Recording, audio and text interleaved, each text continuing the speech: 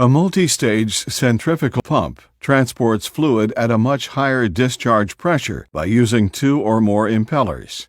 The main components of a multi-stage centrifugal pump consist of the following: the casing, shaft, impellers, bearing housing, driver, volute chambers, suction port, and discharge port. The pump casing is the body of the pump and contains the shaft and impellers. The casing provides shaft-bearing housings at each end and a volute chamber for each impeller. The shaft extends the full length of the casing with a driver, typically an electric motor, connected to the inboard end.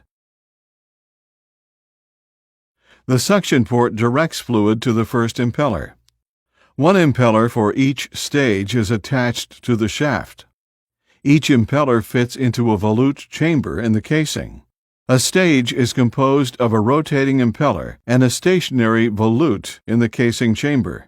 Fluid exits the pump from the discharge port.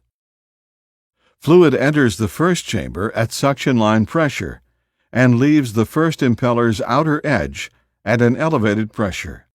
Upon leaving the first stage, the fluid enters the second stage, where the pressure is increased further. Each succeeding stage increases the pressure of the fluid. Finally, the fluid exits the last stage and leaves the discharge port of the casing at a pressure much higher than the pump's suction pressure.